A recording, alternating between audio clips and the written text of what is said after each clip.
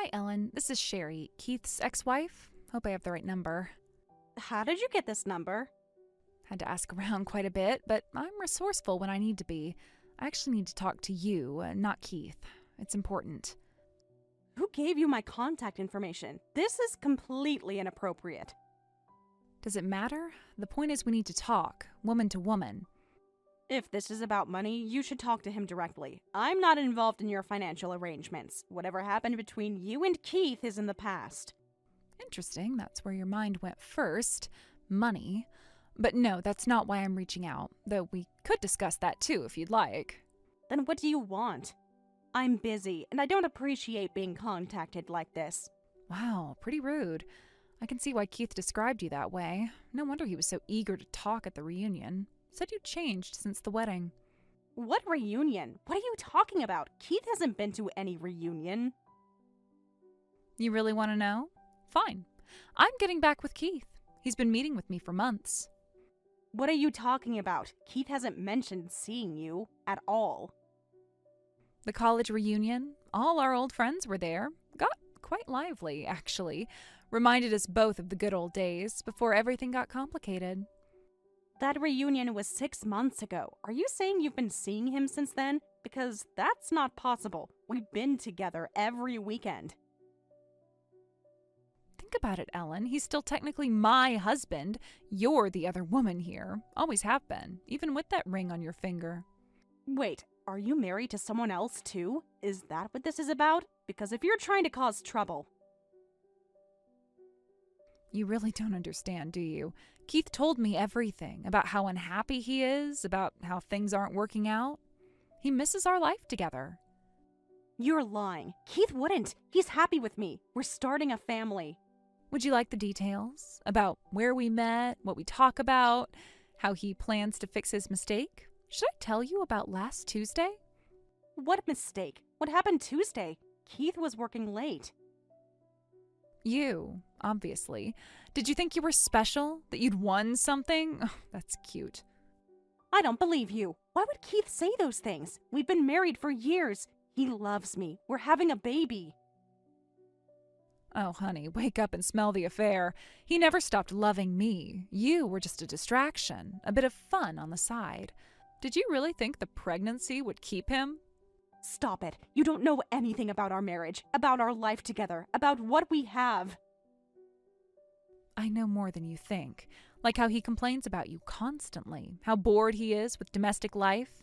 Face it, Ellen, you're old news, just like I was. History repeats itself. I'm not going to listen to this nonsense. Keith is my husband. End of story. He chose me.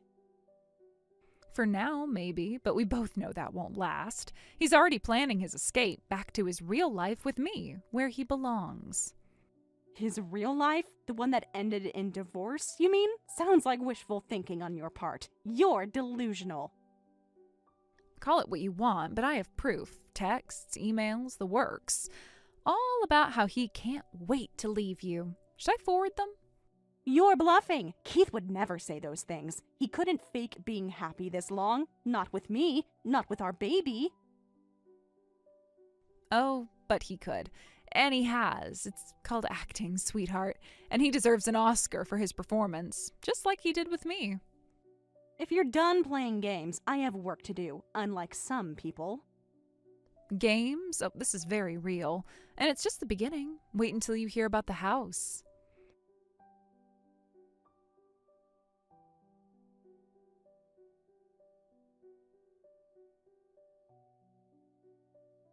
Before you go, we should talk about your job, too.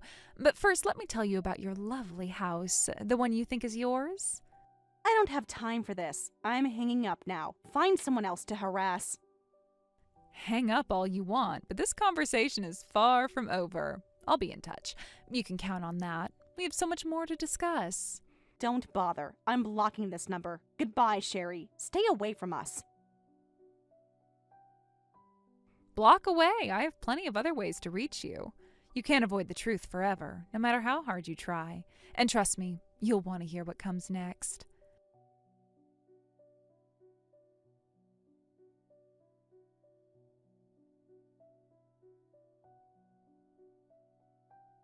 That mansion is quite something. Must be nice living there.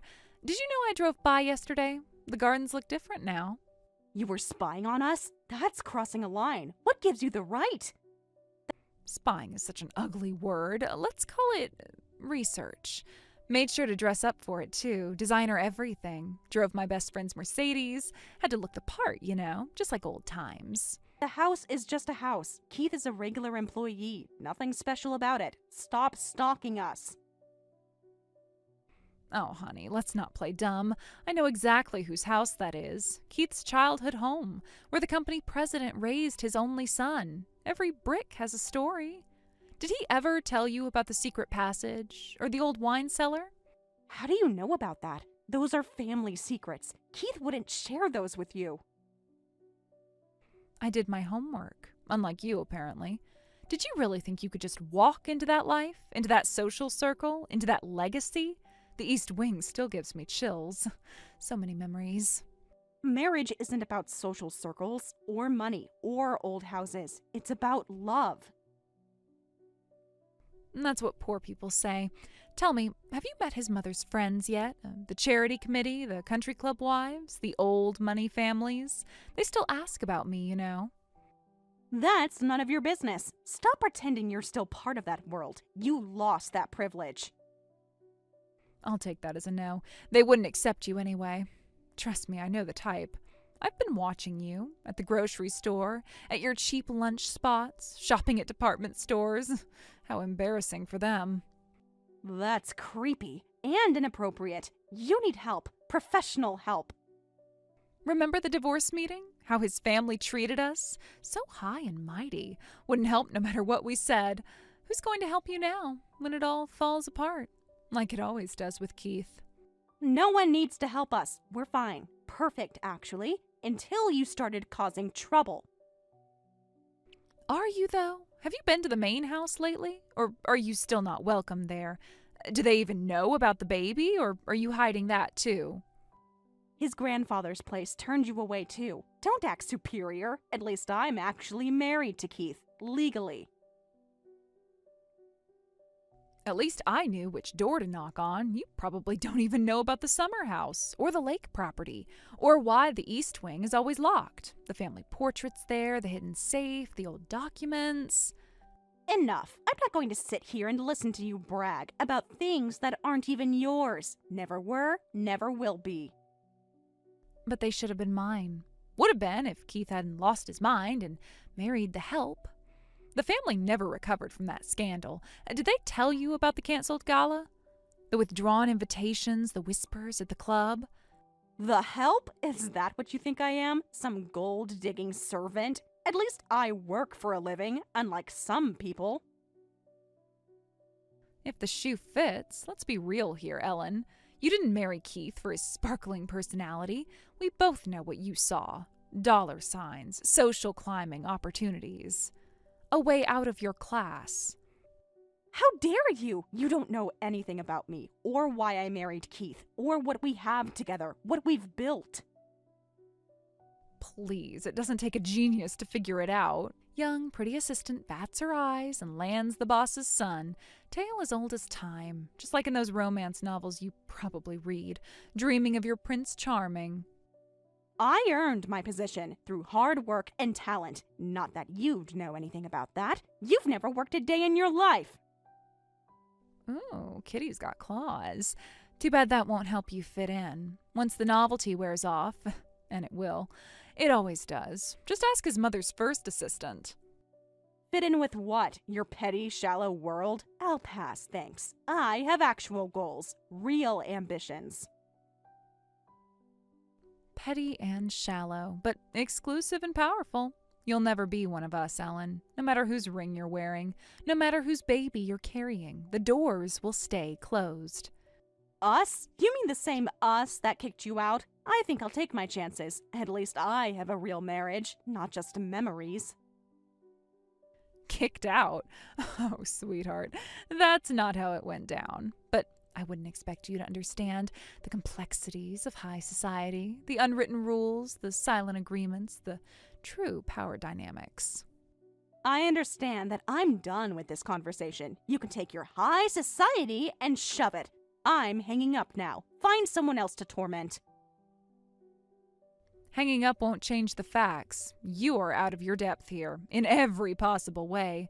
But by all means, paddle away. It'll be amusing to watch you drown, just like I did. History loves repetition. The only one drowning here is you, Sherry, in jealousy and delusion. I'm not wasting another second on your nonsense. Goodbye. Get help. I'd say good luck, but we both know that won't help you. Give my love to Keith, while you still can. The East Wing key is under the loose brick. Not that you'll ever find it.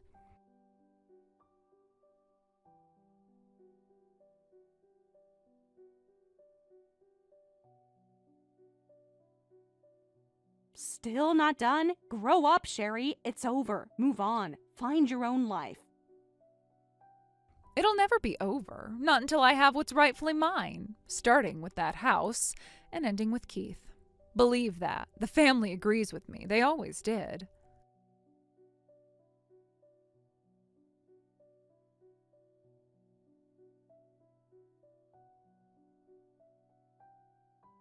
Our company promotes on merit. Even his father had to earn his position. Nothing is handed to anyone. Every promotion is earned.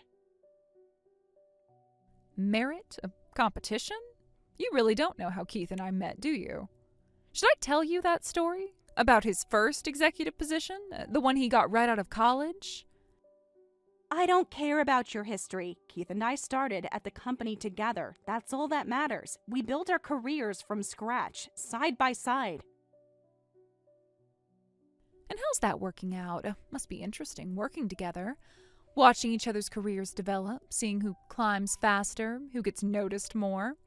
I got promoted. He didn't. End of story. Some of us actually work for success instead of relying on family connections. Why is that exactly? The president's son couldn't get ahead? Something's not adding up. The golden child must be falling behind. That must sting.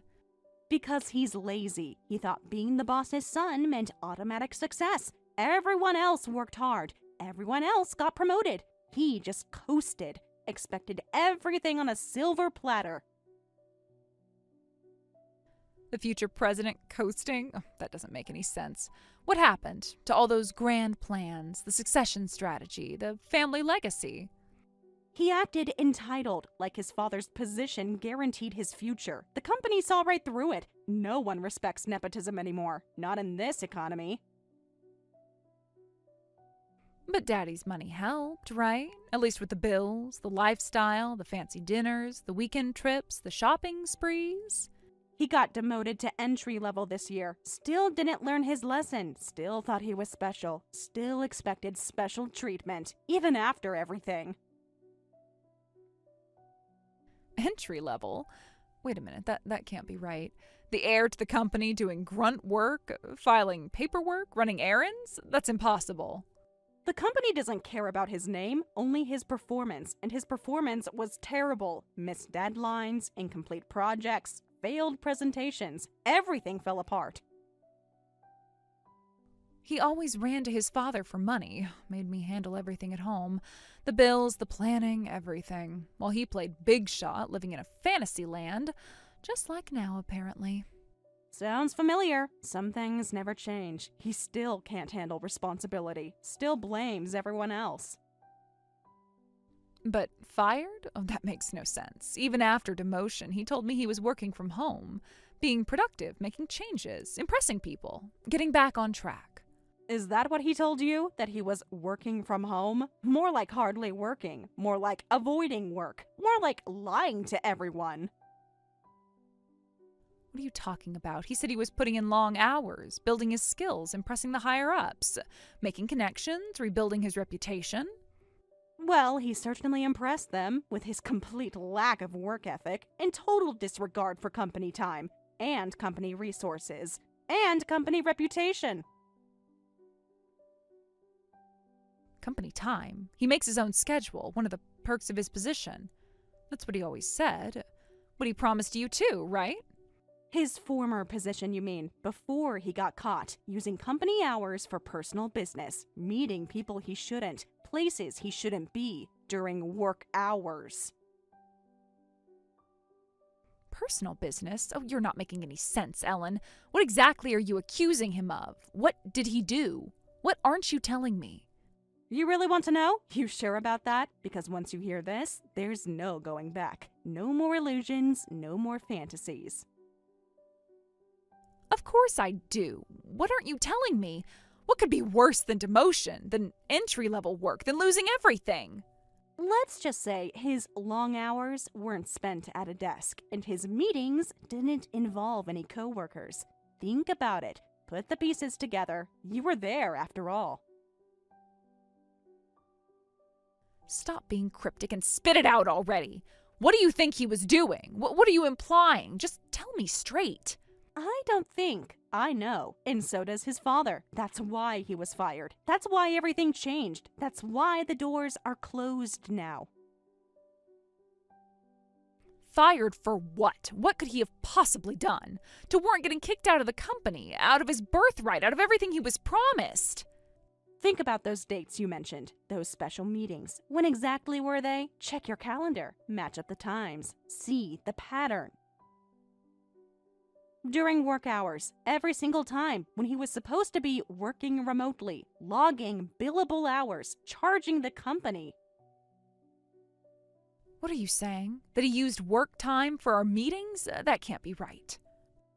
Remember our divorce meeting? How proud you both were, bragging about your secret dates, those lunch meetings, those afternoon rendezvous?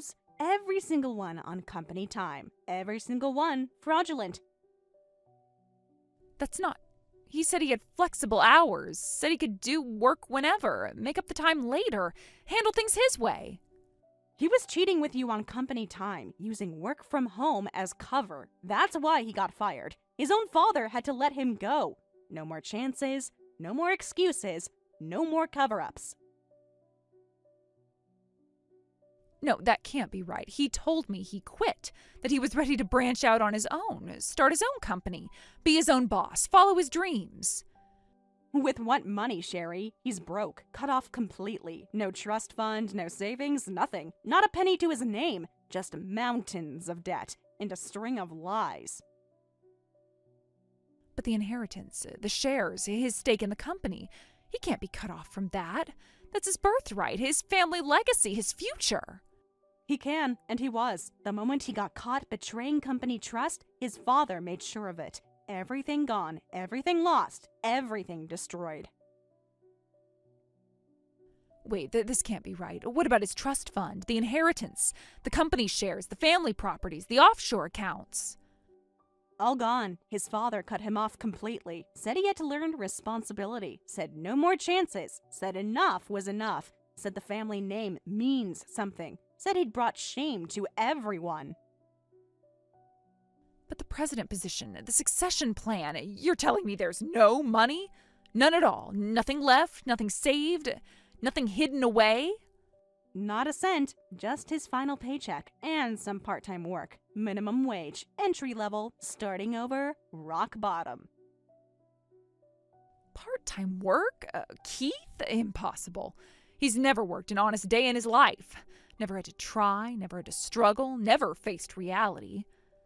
Believe me, I know, but desperation makes people do funny things. Even spoiled rich boys who think they're above it all. Reality hits hard when the money runs out, when the doors close, when the truth comes out.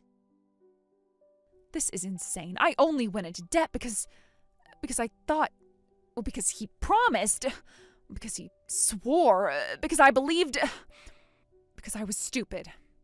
Because you thought he was rich? That daddy would bail him out? Surprise! Welcome to my world, where nothing is what it seems, where every promise is empty, where every word is a lie. Oh, the credit cards, the loans, the lifestyle I was trying to keep up. It was all based on a lie? Every penny spent, every debt incurred, every dream sold? More than one lie, it seems. Looks like we have more in common than bad taste in men. We were both foolish enough to buy what he was selling, both desperate enough to believe, both blind enough to trust, both stupid enough to fall for it, both paying the price now. I can't believe this. I'll pay back the settlement money. Just take him. You can have him. Please, Ellen, I'm desperate here. I'll do anything. Now you know how I feel, trapped with a man who lied to both of us, a man who betrayed everyone, who used everyone, who fooled everyone, who destroyed everything, who left us both with nothing. But you're pregnant. You've got a future with him at least.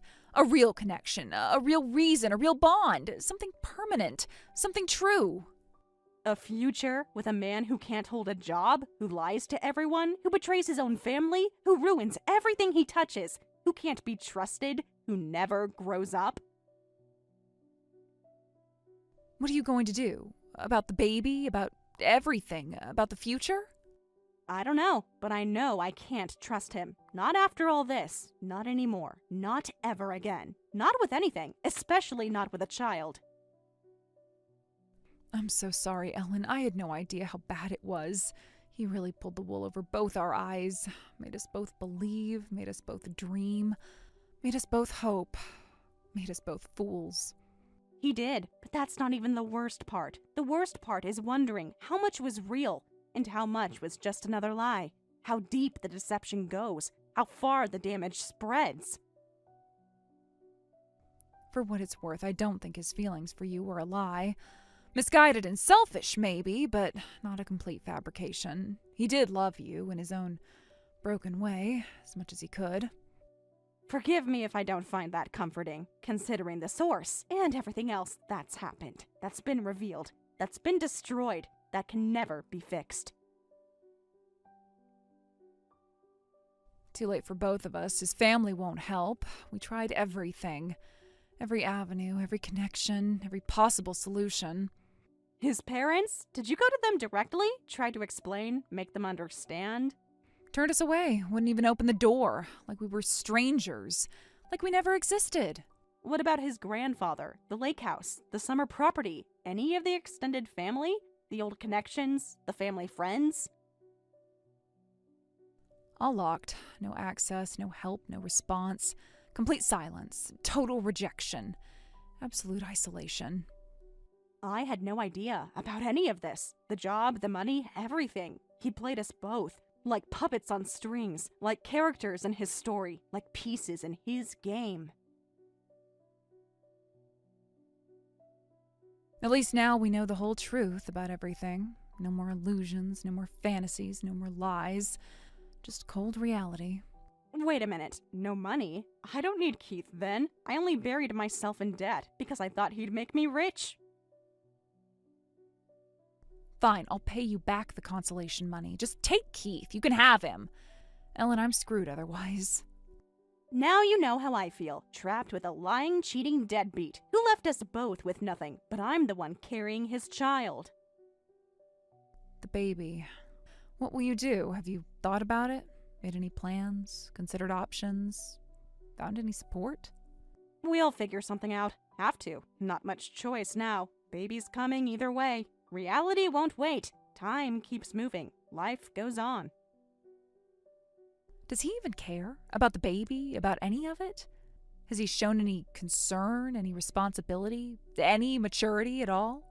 He says he does, but he also said he was working. Said he had money. Said a lot of things. Made lots of promises. Gave lots of assurances. All empty words. I'm actually sorry about all of this, not just for me. For you too. For what he's done, for what you're facing, for everything that's happened.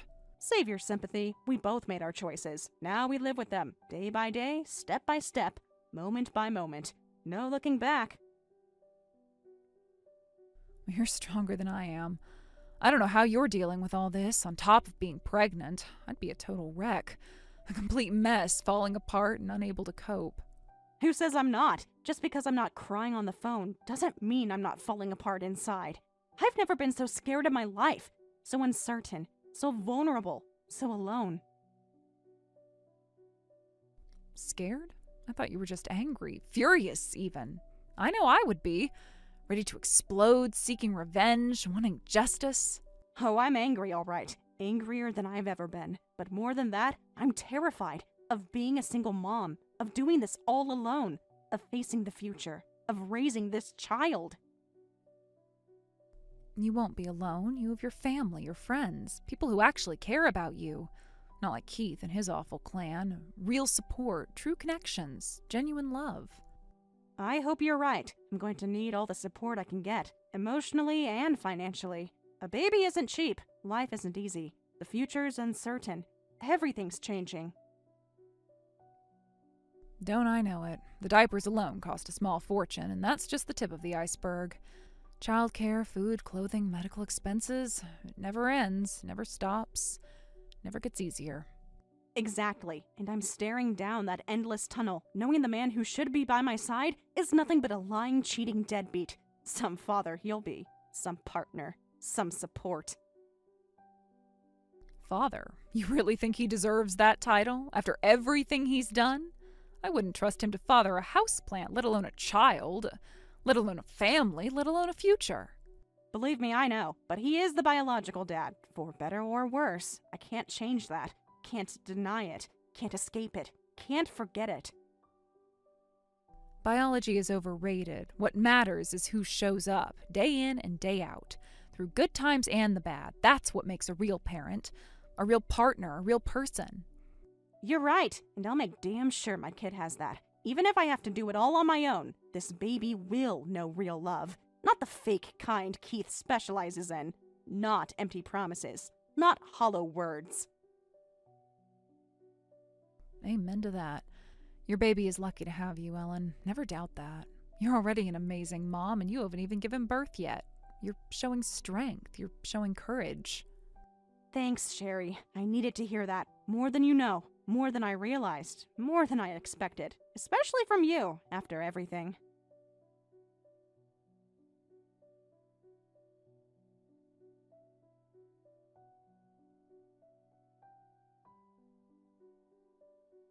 The ex-husband Keith and mistress Ellen apparently went to beg both their parents for help, but were turned away at the door.